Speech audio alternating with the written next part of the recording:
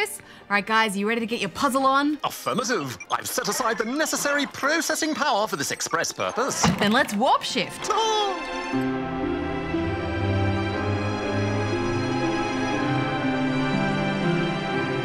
Warp Shift is a puzzle game brought to us by Swedish developer Isbit Games.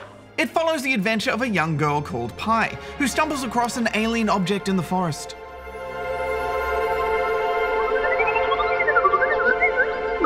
The strange object sends her plummeting into a zero-gravity chamber, and she finds herself trapped. And so the puzzling begins. You'll have to shift various mini-chambers around to create a clear path for Pi to get to the exit portal, and eventually free herself. The game has a good learning curve as it teaches you the very basics of moving through each mini-chamber with some nice and easy examples to start with. But it's not long before you're pushing your synapses to their limits to try and figure out the best way through. Maneuvering the chambers is simple enough. These games are always so well suited to the swiping of a touchscreen. Yeah, and you can easily keep shuffling the boxes around as many times as you like until you see a clear path.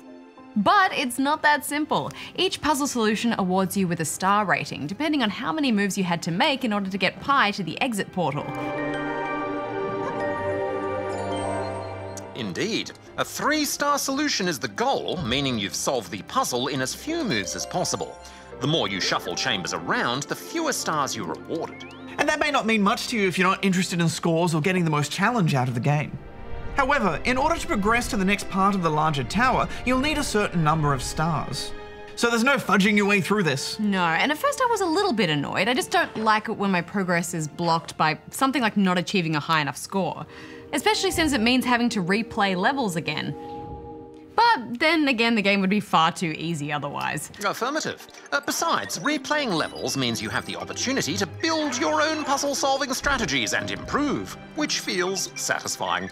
You're given the option to use a few free hints as well, which show you the solution to a puzzle if you decide to use them.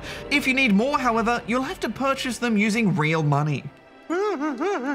Yeah, and that was a bit frustrating since this is already a game you have to pay for. I guess that's their way of encouraging you to really try and stick to figuring out the best solution on your own. Yeah, I just think it would have been nice if there was maybe another way to earn hints without having to pay for them.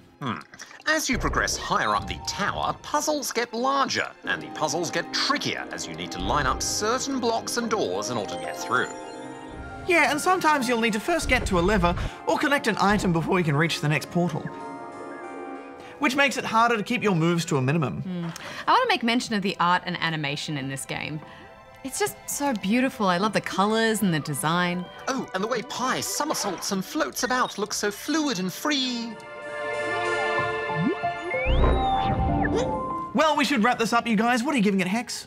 Well, this is exactly the kind of puzzling I like to while away an afternoon with. It's simple in concept, but complex in design. I do wish there was some way to earn more hints, as I said, but that's my only real criticism. I'm giving this 4 out of 5 rubber chickens. Yeah, I loved this. There's something quite meditative about it. The swiping, the floating, the shuffling.